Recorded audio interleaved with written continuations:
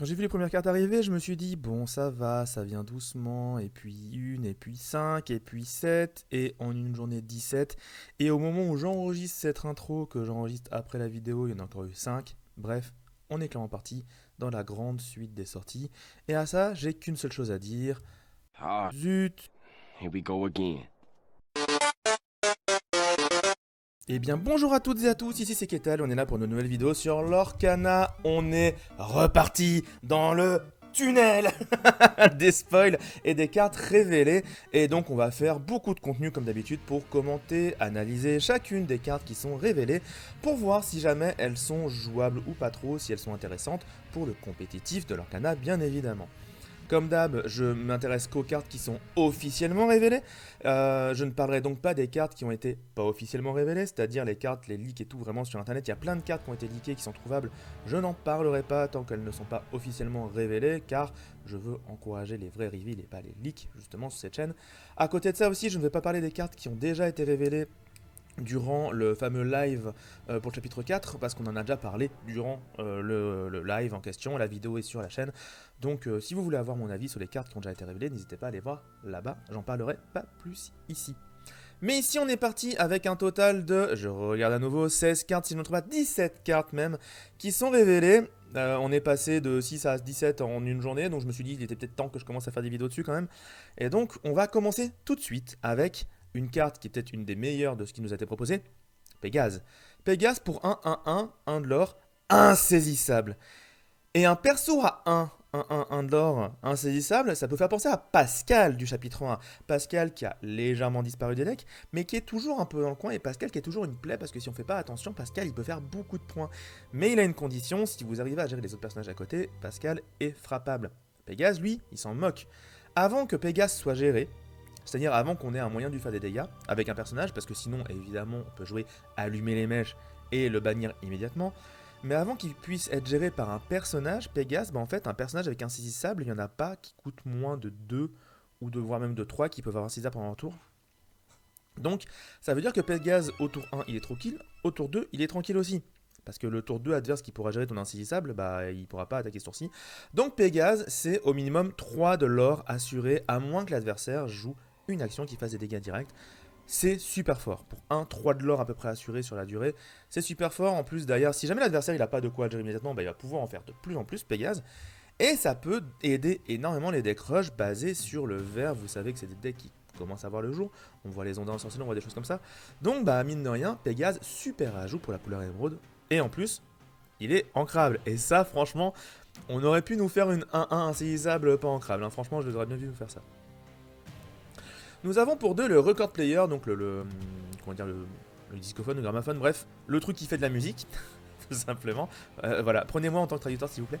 Euh, pour 2, un objet avec 2 capacités. La première, Lucazis, référence évidente à Eluva Boss pour ceux qui l'ont, et je pense que vous n'êtes pas nombreux à l'avoir ici, donc allez voir Eluva Boss. Quand vous jouez une chanson, le personnage choisi aura moins 2 d'attaque jusqu'au début de votre prochain tour. Donc pendant votre tour, à vous, il a moins 2. Ce qui est super pratique parce que vous le frappez et donc du coup, il vous fait moins mal en retour. Mais en plus de ça, même pendant son tour à lui, s'il veut attaquer, il aura des malus. Donc déjà, c'est plutôt intéressant. Autre chose intéressante, mais un peu optionnelle, vos personnages qui s'appellent Stitch comptent comme ayant plus 1 de coup pour chanter des chansons. Alors, il y a quelques cas où ça peut devenir intéressant, je pense par exemple au Stitch Rockstar qui passe de 6 à 7 et qui donc peut chanter Soyez prête par exemple. Je pense au Stitch Fusée qui coûte 2 et si vous le passez à 3 de coups, il y a énormément de chansons trop bien qui peuvent être chantées. Je pense aussi au Stitch à 1 qui s'il passe à 2 en jaune-rouge pourrait chanter Votre roi vous invite à la fête, des choses comme ça. Bon, c'est pas si fou. Il y a des petites choses à faire, mais c'est pas si fou. Clairement, l'intérêt, c'est que quand on joue une chanson, on met moins de d'attaque à un personnage jusqu'au début du prochain tour. Et je suis pas sûr qu'un objet qui fasse cet effet-là soit suffisamment impactant dans la méta pour que ça soit vraiment joué. Donc, plutôt négatif sur le record player. Luisa Madrigal, le rock de la famille, pour 3, 2, 4. Si vous avez au moins un autre personnage en jeu, ce personnage gagne plus 2 d'attaque. Donc on a une virtuellement 4-4 pour 3 avec un de l'or, ce qui est vachement bien. Elle fait beaucoup penser à Lawrence dans un certain sens, qui lui aussi va être 4-4 pour 3 avec un de l'or. Lawrence lui, il faut qu'il se fasse blesser. Donc vous êtes très souvent sûr que Lawrence va bien mettre une attaque à 4. Louisa, faut qu'il y ait quelqu'un d'autre à côté. c'est plus compliqué, ça dépend un peu de comment il fait la partie. En général, ça devrait pouvoir se faire. Si c'est juste un autre personnage, ça va. Donc, en vrai, je pense que c'est plutôt ok. On peut aussi l'imaginer dans un deck avec des remparts pour être sûr et certain que elle reste tranquille. Si le rempart se fait pas gérer, ça passe quoi. Et les remparts ayant beaucoup de points de vie, ça peut peut-être passer. Bref, il y a peut-être des choses à faire. Je suis pas ultra fan, c'est pas une vanilla mais pas loin, donc bon, l'effet n'est pas assez incroyable à mes yeux pour que ça rentre dans le deck. Laurence ayant déjà du mal à rester dans les decks, je vois pas Louisa vraiment rentrer. Mulan, une nouvelle Mulan, ça va être très intéressant pour la fameuse Mulan Alter de voir les nouvelles Mulan qui sortent. Ici, on a une Mulan pour 2, 1-3, et si vous jouez une action ce tour-ci, ce personnage gagne plus d'attaques ce tour, autant vous dire que c'est pas fou. Si à la limite elle avait des stats de dos nul de base et plus d'attaque peut-être ça aurait été envisageable, mais là tel quel, bah c'est un personnage qui pourra pas gérer les personnages adverses à moins que vous jouiez une action, sinon juste 1-3 bah c'est vraiment pas ouf et du coup c'est un peu dommage. Donc cette Mulan là malheureusement je ne vois pas très jouer, même pour la Mulan Alter je pense qu'on a d'autres Mulan plus intéressantes à jouer, donc dommage. Autre personnage qui est lié à Mulan, Fazou, le père du Mulan. Qu'est-ce qu'il a de particulier Fazou? Eh ben, déjà, la carte est en italien donc je vais vous la traduire un peu. Pour 2, 0,4, 1 de l'or, c'est pas ouf niveau stat, mais premièrement, Fazou ne peut pas attaquer, c'est sa première capacité.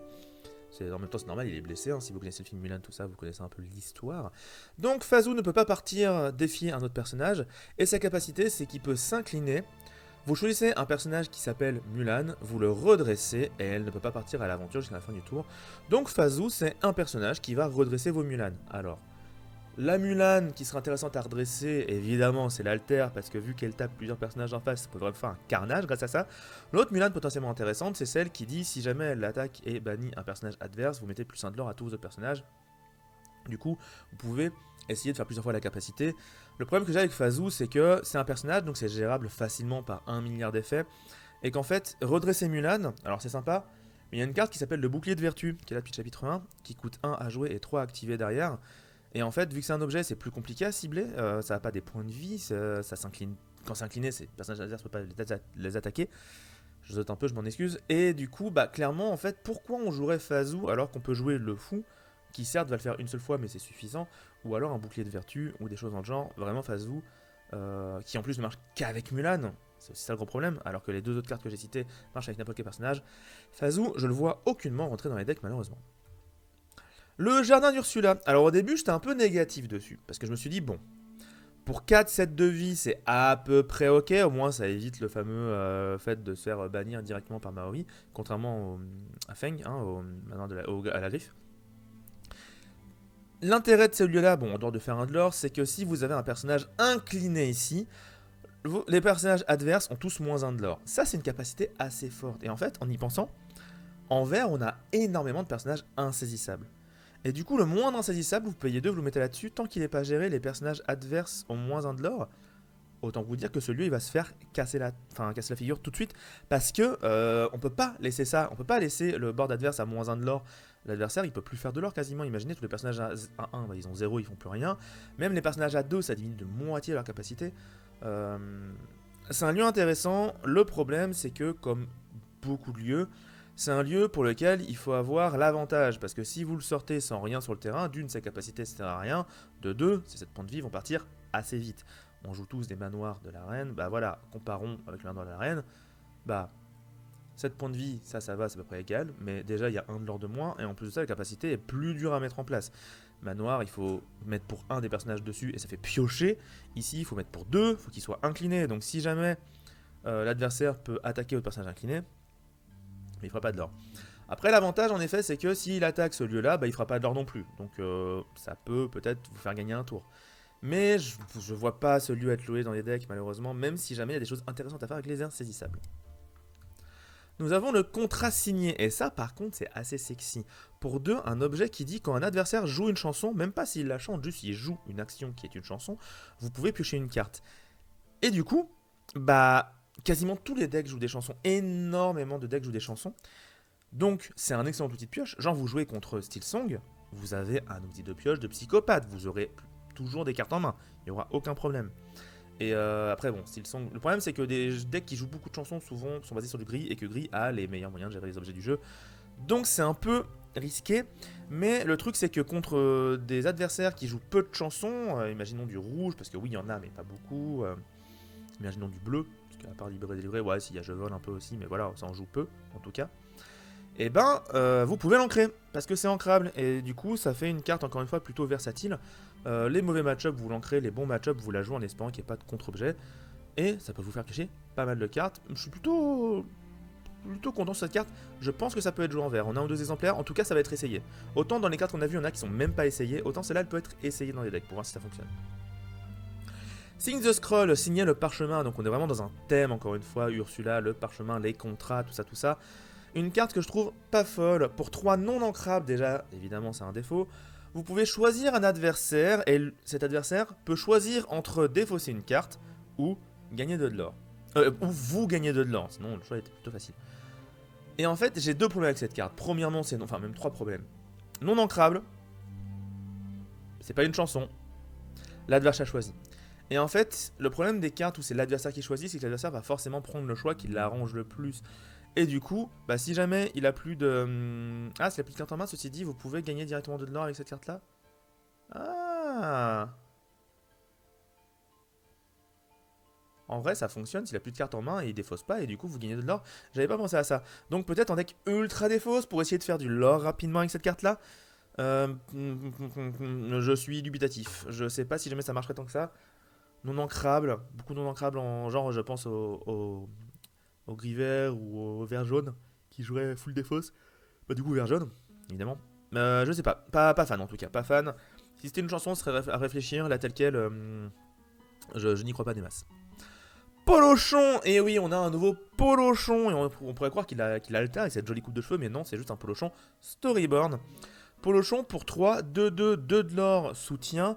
Et si vous avez une Ariel en jeu, vous payez 1 de moins. Bah, le problème, c'est qu'en fait, dans la catégorie bleue, il y a donc pas Riri, mais Fifi. Fifi qui est 2-3 pour 3 avec 2 de l'or support, qui est déjà pas joué. Parce qu'on préfère Loulou, qui est 3-4 pour 4. Et même lui non plus n'est pas joué, en vrai, on va pas se mentir, aucun d'entre eux n'est joué. Donc là, un personnage support qui a besoin d'une condition pour surpasser une autre carte qui est pas jouée, bah en fait, j'ai vraiment pas confiance en ça. Alors à moins qu'on ait un jour un alter Polochon, peut-être. Là, tel quel, franchement, non, j'y crois pas une seule seconde à ce Polochon, malheureusement. Même si sa coupe de cheveux est très jolie, on doit bien l'admettre. La rose mystique, alors en tant que joueur de bêtes et de violet gris, évidemment que j'y pense à la rose mystique. Qu'est-ce qu'elle fait de beau? C'est un objet pour 2 ancrables, on peut le bannir pour l'activer. Quand on le bannit, on choisit une bête en jeu qui gagne plus 2 de l'or pour ce tour, et on choisit une belle en jeu, enfin si on a une belle en jeu, on choisit un personnage, on déplace 3 dégâts de ce personnage sur un personnage adverse. Bon. Petit 1, il faut jouer des belles et des bêtes. Le problème c'est qu'il n'y en a pas en rose, ni de belles, ni de bêtes. Donc déjà ça demande à faire des choix. À moins qu'il y ait des belles et des bêtes qui sortent en du coup améthyste, et là peut-être qu'on aura des choses à faire, mais pour l'instant ça sert pas à grand chose, donc il faut choisir ça avec d'autres couleurs. La couleur où il y a et une belle et une bête, c'est en violet, pardon, c'est en vert, je dis n'importe quoi, c'est en vert. Le problème c'est que la belle et la bête qui sont dans Emerald, bah malheureusement leurs capacités ne vont pas vraiment en commun, il y en a une qui est là pour jouer la défausse, il y en a une qui est là pour jouer les dégâts directs. Des choses quand même intéressantes à noter, premièrement, la bête que vous choisissez qui gagne plus de l'or ce tour-ci, si c'est la bête Emerald qui se redresse, elle va pas faire 2 par fois où vous faites des dégâts adversaires, elle va faire 4. Ça change beaucoup de choses. Ça fait énormément de l'or quand même, il faut le noter. Donc même en violet gris, on pourrait se dire, allez vas-y je la joue comme ça, au moins j'ai plus de l'or sur un coup. Bon. Ouais, pas fan. Et si vous avez une belle, le problème c'est qu'il n'y a pas beaucoup de belles qui sont très jouées à part la bleue, et bon, jouer ça avec la belle bleue, bof quoi. Vous pouvez déplacer 3 dégâts d'un personnage sur un personnage adverse. C'est très sympa, vous connaissez la chanson, ça passe au travers de la résistance, ça permet de déclencher les effets de soin quand même, il y a des trucs à faire, mais tel quel, je n'ai pas du tout confiance en cet objet. Pour moi il faut clairement attendre de voir si jamais il y a une belle et une bête améthyste qui sortent, et là peut-être qu'on pourra y réfléchir. Là tel quel, en vert-violet, même si la combinaison avec la bête qui se redresse est intéressante, encore une fois ça fait un peu trop tous les œufs dans le même panier, et je suis pas forcément super fan de jouer de cette manière là dans l'Arcana. 11, Hercule. Hercule, c'est la première et unique, pour l'instant, carte qui fait du power creep. Qu'est-ce que c'est le power creep? Le power creep, dans un jeu de cartes, c'est qu'au fur et à mesure des sorties, les cartes vont devenir de plus en plus puissantes pour encourager l'achat des nouvelles cartes et pour encourager le changement de la méta. Parce que si vous sortez des cartes qui sont moins fortes, bah, la méta ne change pas.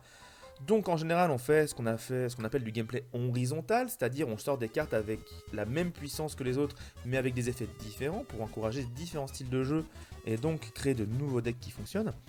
Et l'autre manière de faire c'est du game design vertical dans lequel on va faire des cartes de plus en plus puissantes.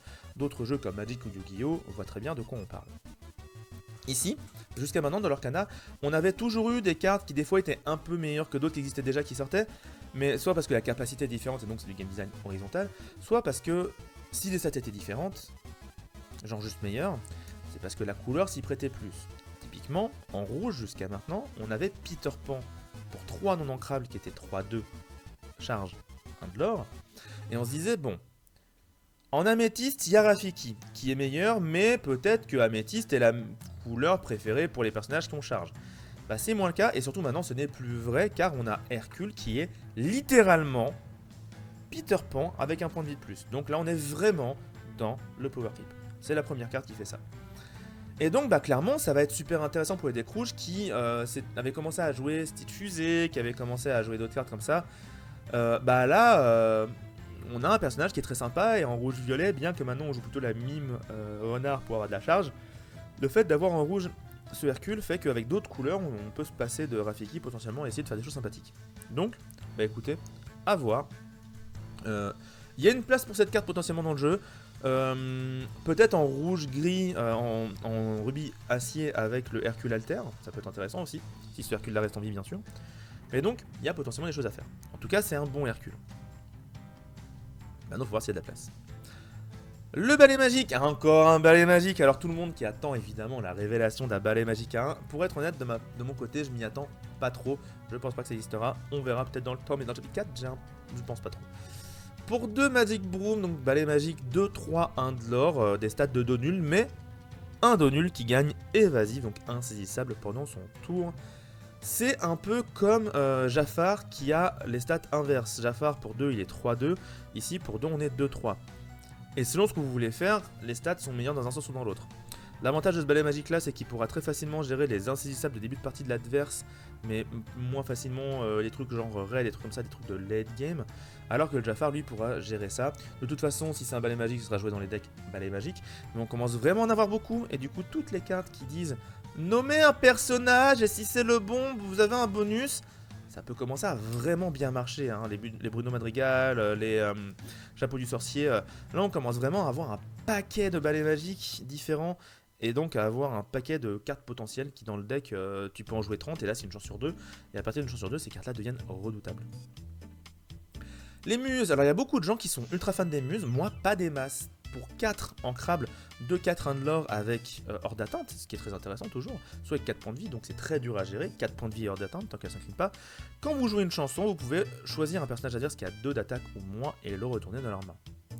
Alors, faut jouer une chanson, il faut surtout qu'il y ait des personnages, ça encore en vert, bon, jouer des chansons ça va, on a des bonnes chansons quand même en vert. Mais par contre, retourner des personnages qui ont 2 d'attaque ou moins à la main des joueurs, bah il y a un moment où ça marche plus des masses en fait. Alors à moins d'avoir des moyens, on va dire, récursif de baisser l'attaque adverse, je pense à l'arbalète, à Gros Dragon, des trucs comme ça, c'est pas si fort parce que les personnages qui ont 2, en fait, bah, ils coûtent pas très cher en général, ou alors si tu les remontes en main, limite ça arrange l'adversaire. Du coup, je suis pas fan. Kit qui arrive au tour 3, c'est super bien parce que il arrive au tour 3, c'est instantané, donc bah, vous remontez le tour 1 ou le tour 2 adverse en main, vous gagnez un peu de tempo, du temps, etc. C'est vachement cool de ce côté-là. Ici, vous voulez jouer tour 4.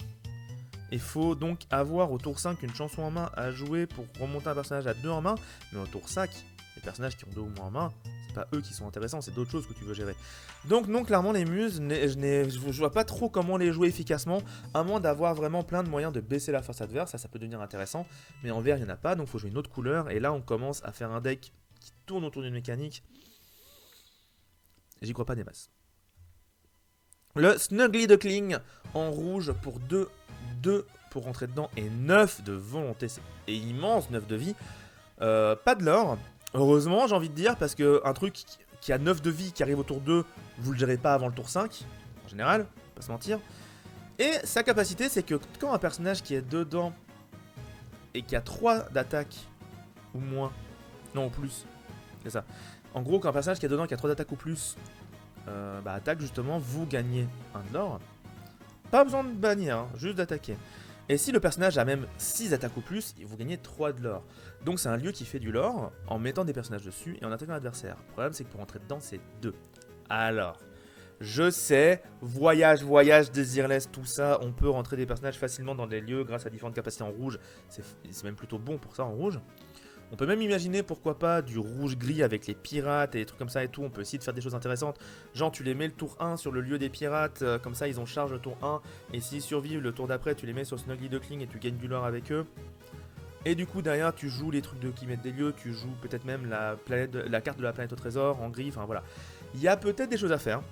Mais tel quel, non, j'ai pas des masses ultra confiance dans ce lieu. Faut voir. Donnez-moi tort, faites un deck rouge-gris qui tient la route encore plus et que ça fonctionne avec ce lieu-là, peut-être. C'est le seul deck où je vois ça, où j'imagine que ça pourrait marcher. Le Brawl, et ça, pareil, encore une fois, une carte qui permet de bannir des personnages qui ont 2 d'attaque ou moins. Alors, c'est super bien en rouge, évidemment, parce que comme ça donne une super option pour gérer des personnages embêtants tôt dans la partie. Parce que ça, clairement, au tour 3, vous bannissez 80%, ouais, au moins des tours 1 et 2 adverses, de très très loin. Donc, vous arrivez au tour 3, vous gérez un personnage adverse avec une carte, pourquoi pas, ça peut être pratique contre des deck rush. En plus, c'est ancrable, donc si ça arrive plus tard dans la partie, ça peut toujours être ancré, c'est pas gênant. Maintenant, encore une fois, en rouge, on n'a pas de mécanique pour baisser la force adverse, donc les cibles sont pas non plus incroyables. Si c'était 3 d'attaque, je dis pas, là il y en a eu plein, mais à 2 d'attaque, c'est plus compliqué. Par contre, contrairement aux cartes en vert qui remontent en main, ici ça bannit, donc même des trucs genre Flabbersham et tout, clairement on a un paquet de cibles potentiels quand même. Je pense que c'est une bonne carte, je pense qu'il y a la place dans les decks rouge-violet, ou même rouge avec d'autres choses, pour en jouer une ou deux. Je pense que vraiment, si tu la tour 3, t'es assez content. Donc peut-être même plus que 2 hein, d'ailleurs, peut-être même plus que 2, peut-être que tu la joues x3, x4, pour être sûr de l'avoir tour 2, tour 3 et de pouvoir la jouer direct. Donc intéressant, le Brawl.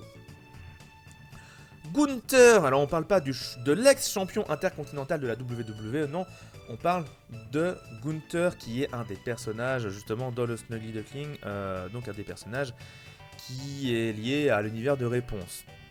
Pour 4, 3, 3, 2 de l'or, quand ce personnage est défié et banni, chaque adversaire choisit une de ses personnages en jeu et remonte cette carte dans la main. C'est Cruella, avec de plus grosses stats. Donc c'est pas ouf parce que Cruella, au moins elle coûte pas cher pour remonter en main. Elle a de l'or aussi. Ici le 3-3 est pas tant que ça et donc bah franchement non, je vois pas trop l'intérêt de jouer Gunther. Si un jour on a des trucs qui se déclenchent, qu'on remonte des cartes de l'adverse en main, clairement en vert on aura plein de choses à faire très intéressantes avec ce genre de cartes. Là pour l'instant c'est l'adversaire qui choisit. Donc l'adversaire il va remonter des trucs genre des Tremen ou des Tremen, des Madame Medusa, bref des trucs horribles. Vous avez pas envie qu'il remonte des cartes en main. Vraiment 90% du temps des trucs qui remontent des cartes en main c'est compliqué. Et là si c'est l'adversaire qui choisit vous avez encore moins envie. Donc je ne crois pas en Gunther. Et pour finir la 17ème carte, Thor le fleuriste. Pour 5, 4, 7, on peut un peu le comparer à Cerber qui pour 5 est 5, 6. 7 de vie c'est intéressant parce que ça résiste à Maui. 4 d'attaque, ça gère pas mal de choses, mais on aurait bien aimé 5 d'attaque, et en même temps 5-7 ça aurait été trop fort. Hein. Mais clairement, je pense que Cerber a de meilleures stats parce que contre Maui, au pire, il trade. Et contre le reste, il résiste très bien, il gère très bien le board. Thor, au tour 5, en fait, t'aimes bien avoir un peu plus que 4 d'attaque quand même, je pense, pour pouvoir faire des choses intéressantes. 7 de vie, c'est toujours cool, hein, par contre, ça on va pas enlever. Mais voilà, c'est une vanilla, il n'y a pas d'effet, je vois pas dans quel monde on jouerait Thor, même si les stats sont bonnes. Parce que bah, malheureusement, il fait pas assez de taf tout de suite en rentrant en jeu, ni par la suite. Et donc voilà, on va rester en dessous des 25 minutes si je me dépêche, donc ça devrait être pas mal comme vidéo. Pour 16 cartes, je trouve ça ok. J'espère que la vidéo vous a plu, en tout cas, on est reparti dans un long tunnel de cartes de chapitre 4, hein, donc j'espère que ça va vous plaire et que vous allez être impatient de découvrir les cartes avec moi sur cette chaîne. En attendant, moi je vous fais des gros bisous, je vais préparer les autres trucs parce qu'on a toujours le best-of des games de Lyon à faire, et on est en train de voir quand c'est qu'on pourra faire ça. Donc le plus tôt sera le mieux, bien évidemment. J'espère que vous gagnerez encore plein de Stitch dans vos prochains tournois des 7 Championships qui se déroulent encore jusqu'à dimanche. Hein. Donc allez-y, regardez un peu autour de chez vous pour faire des tournois avec des gens cool et des gens forts. Ça vous améliorera. Je vous fais des gros bisous. Ciao tout le monde.